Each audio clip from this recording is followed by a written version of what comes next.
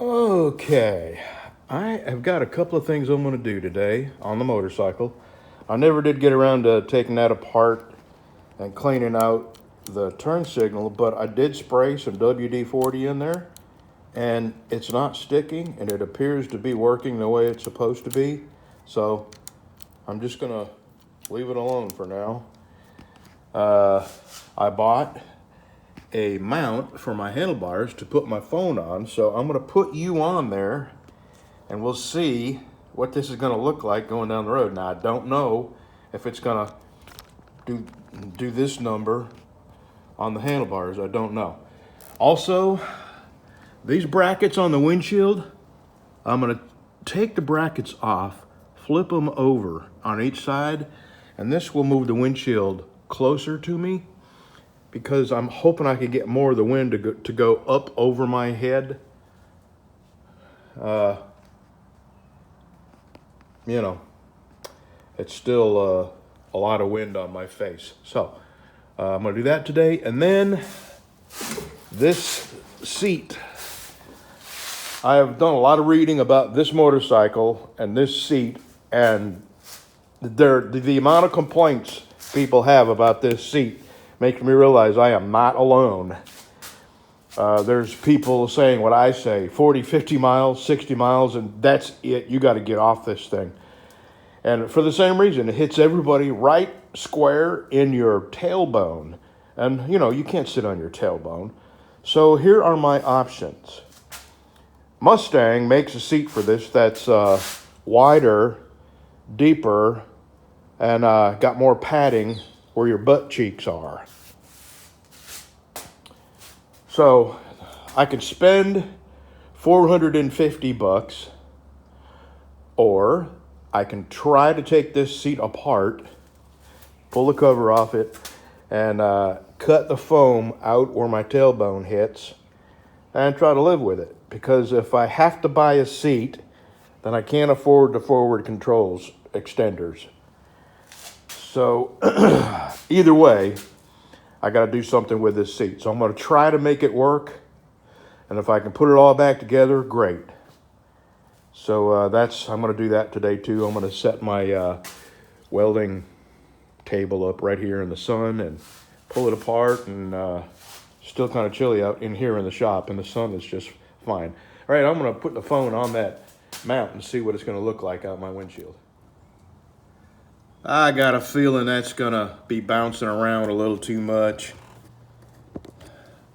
I'll tell you what, it's freezing cold, but I can take it out my gate and up the street just a couple of blocks and come right back. And wow, I had my four-way flashers. I didn't even know I had four-way flashers. Okay, so let's take it for a little ride. Maybe it's going to be fine.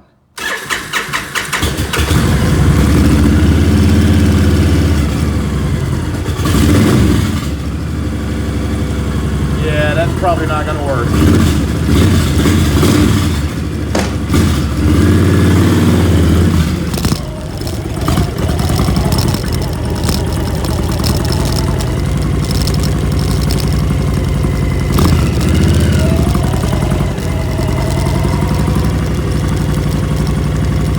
Back the way.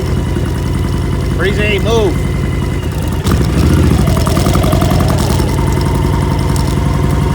Be right back.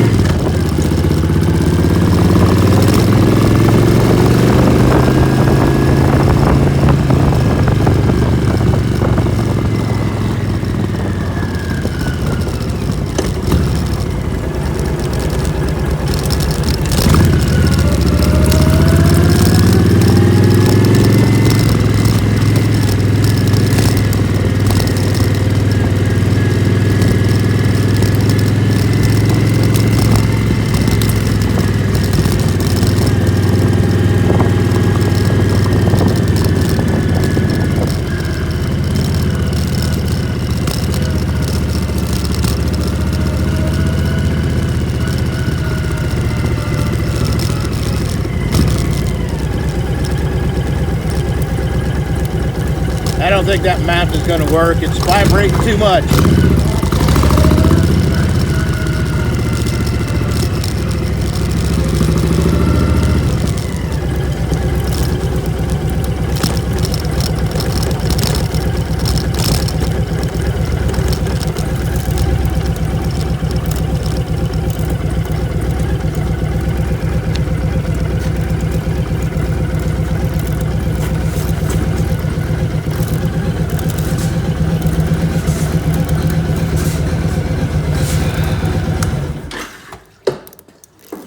So, I'm going to take this off and rewind it and see just how bad it was. That was pretty bad. I'm sorry you had to watch that. I hope you're not sick. So, that's not going to work. So, this is my gate opener, and the rattling that you're hearing is that.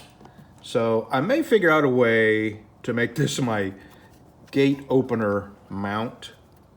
You know, put this a little more out of the way. Or maybe even mount this down like that and out of the way. I'll figure something out. Or I may just zip tie this. It's got a hole down there in the bottom of it. I may zip tie that to the handlebars and just keep that from rattling around. Oh well, it was only like 19 bucks. I probably end up using it for something. I don't need navigation because there's pretty much not a road that at some point in my life I haven't been down, which is why I was the road captain for a riding club I was a member of. And I just Googled them to see if they still exist, and they do. I was road captain for a couple of years just because I had a road map in my head. And I had, you know, the only complaints I ever had when I was road captain were people who would whine that I didn't stop often enough. And I would think, good Lord, what, you know, weekend warriors, sidewalk sissies. And then I started riding this motorcycle. Now I understand all the complaints. Not all motorcycles were as comfortable as the Ultra Classic. I could sit on that thing 14, 15 hours and ride it, and I did. So if I ever do become a road captain again of some club, I will take into consideration that not everybody rides a super comfy motorcycle. So anyway, first things first, I think I'm going to try to move them clamps around, move the windshield back. That would probably give me, let's see, from the center, these clamps are probably 3/4 of an inch forward ahead of the center, which would put them 3/4 of an inch behind the center. So that would make an 1.5 inch difference, which might make a difference in, you know, deflecting the wind over my face instead of right directly at my forehead. I'm going to do that first. I'll show you how easy it is to take these Memphis shades off. Now, it's got a little thumb thing here. You push that back, pull that up.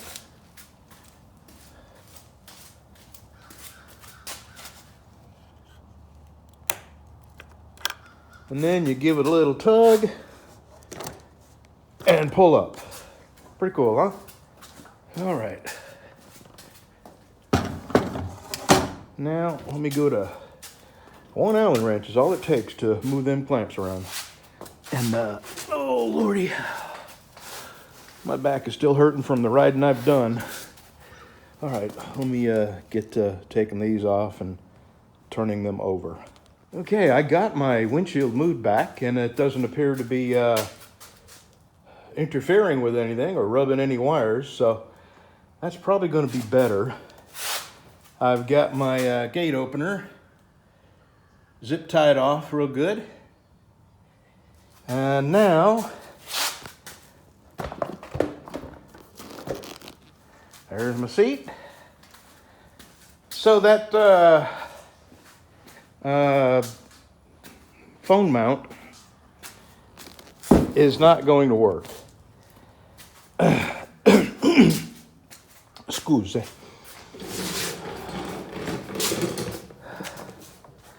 So let me ask you, before I spend any more money, just how interested are you and seeing footage of me and my wife just putting down the road. I think if there was enough interest, I might spend the money on a GoPro that mounts to my helmet and then learn how to use the software. But I wouldn't want to do that if there wasn't a real interest in seeing our rides. We don't go on terribly long rides, and if I learned how to edit, and if GoPro came with editing software, I bet you I could figure it out. You know, I could edit out boring parts, but... So let me know if there's any interest in that. You know, I really don't have my finger on the pulse of what people are interested in as far as our motorcycles. You know, I think there is some interest in the work I do to them, like I'm fixing to pull all these staples out. And I'm not going to put this strap back on back here. It's senseless. So all these staples got to come back out. I hope I have the hand strength to put them back in. I hope I have the hand strength to pull this vinyl tight enough to staple them. And then I'm going to hollow out the center right in here.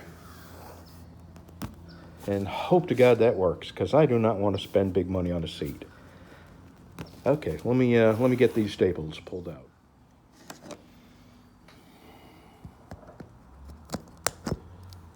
What I'm going to do is cut the foam I think I need out of here.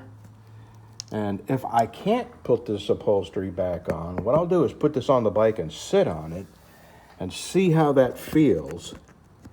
And I may pay somebody to put the upholstery back on.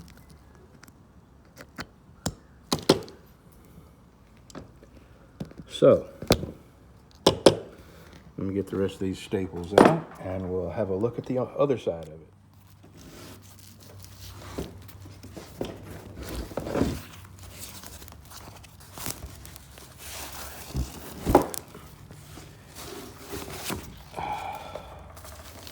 All right. So, what's the best way to do this? I'm going to get this plastic off of there. And then I'm going to get a magic marker and draw out where I think my tailbone would most likely hit and the area that causes me the most pain. All right, let me get this off of there. I probably shouldn't. Oh, well, it comes right off. Oh, yeah, okay. I'll put it back on when I'm done. Oh yeah, it's kind of got sticky stuff on it. Okay, I'm going to get a magic marker, draw that out, and then I may angle my cut sort of in this way, you know, kind of at an angle. Just make sort of a bowl indentation where my tailbone hits. I think this might work. All right, let me get a magic marker and a razor blade. All right. I think what I'm going to do is put this on the bike and sit on it. I know that looks silly, but I may even have to come a little further forward with this. I'm going to sit on it and see where my tailbone hits. I'll know in 2 seconds. By golly, I think that's going to work.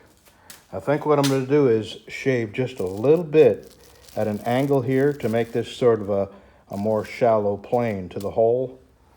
And I think that is going to work. I think I can just live with that. And there's not a whole lot of foam there for a big butt like mine, but, you know, I'm trying to save money. All right, let me get that off. Shave just a little bit right up here. And then try to put this thing back together. Let me see if I got staples.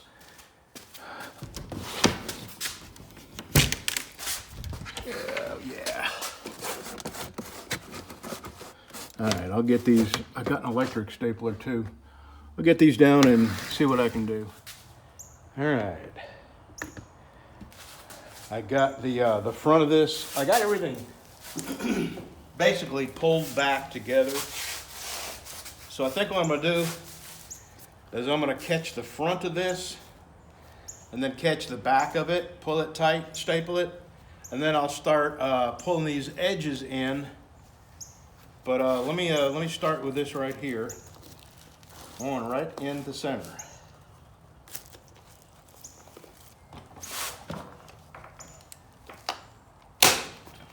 Yes. All right, this might work. It might work.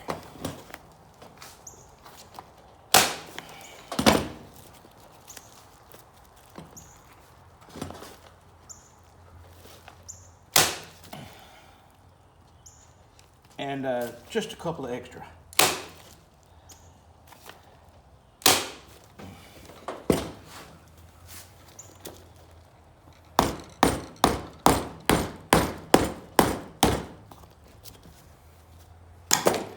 All right. Try to get some on the back of this.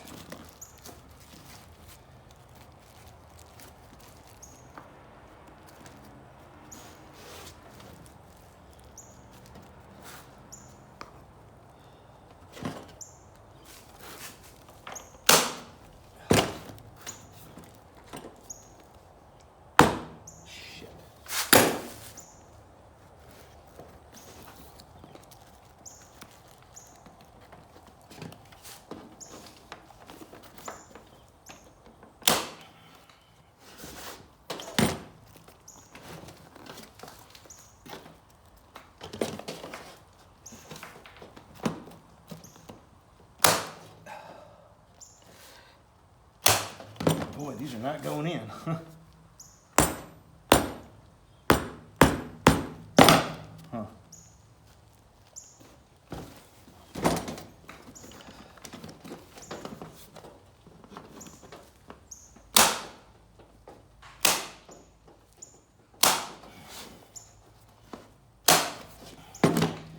Not going in.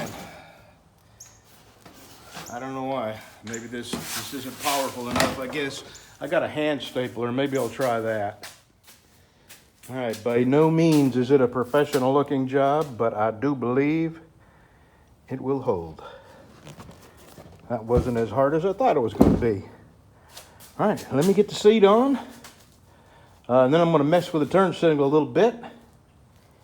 And I may go for a little ride to see just how much different this is going to be. All right, here is the turn signal, and sure enough,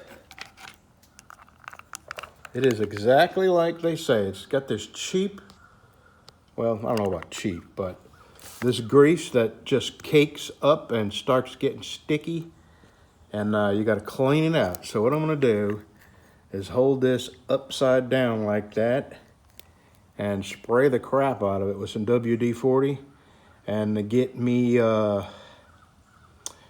got a soldering brush, a flux brush that I'll probably try and scrub that grease out of there with, because this is what's happening. Let me see if I can do this with one hand.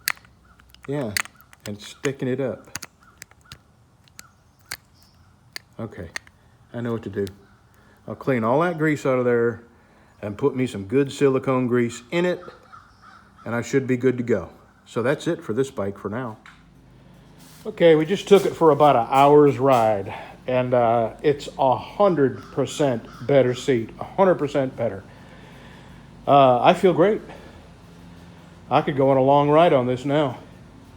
That was exactly what my poor old broken tailbone needed, was a little bit of room.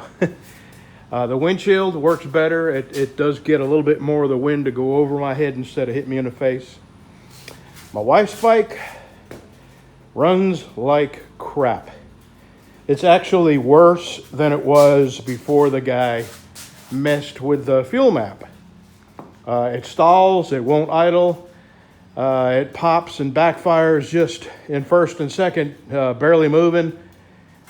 I don't know what we're gonna do. This thing is really messed up. So Monday morning, we're gonna call the Power Commander people and hook it back up and see if they can tell us what on earth is wrong with this thing. Oh well, we'll figure it out.